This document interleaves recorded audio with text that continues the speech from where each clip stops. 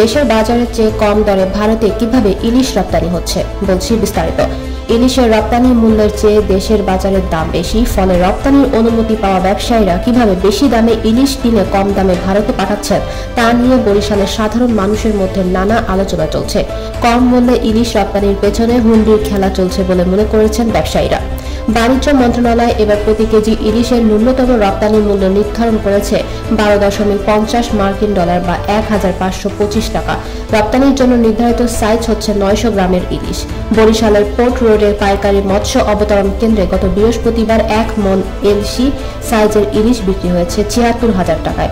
সেই হিসাবে প্রতি কেজি ইলিশের পাইকারি দাম দাঁড়াচ্ছে 1,788 টাকা, কিন্তু ভারতে রপ্তানি করা হচ্ছে কেজি প্রতি আরো 260 টাকার কমে 1,525 টাকায়। দুর্গাপূজা উপলক্ষে চলতি বছর ভারতে 1,200 টন ইলিশ মাছ রপ্তানির নীতিগত সিদ্ধান্ত নিয়েছে বাণিজ্য মন্ত্রণালয়। 8 সেপ্টেম্বর মন্ত্রণালয় এই সংক্রান্ত আদেশ জারি করে।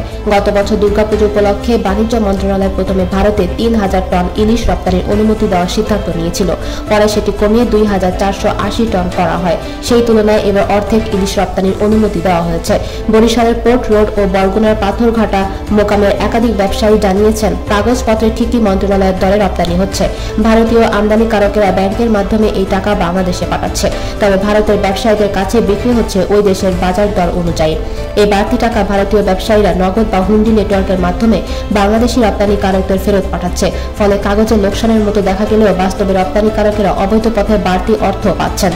এবার অনুমোদিত 1,200 মেট্রিক টন ইলিশ রপ্তানির আড়ালে শুধু বাড়তি মূল্য হিসাব ধরলেও প্রায় 31,56 লাখ টাকা হুন্ডির মাধ্যমে লেনদেন হওয়ার আশঙ্কা আছে।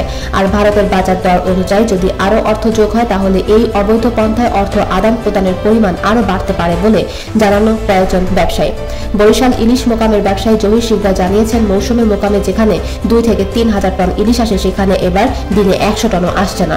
এমন পরিস্থিতিতে রপ্তানিকারকেরা ইলিশ সংগ্রহে নামলে দেশের বাজারে আর দেখা মিলবে না ইলিশের, সেই সঙ্গে দামও চলে যাবে নাগালের বাইরে। দেশের বাজারেই যেখানে এলসি 900 গ্রাম ওজনের প্রতি কেজি ইলিশ 1,788 টাকায় পাইকারি বিক্রি হচ্ছে, সেখানে ভারত রপ্তানি করা হচ্ছে 1,525 টাকায়। এটা অবিশ্বাস্য।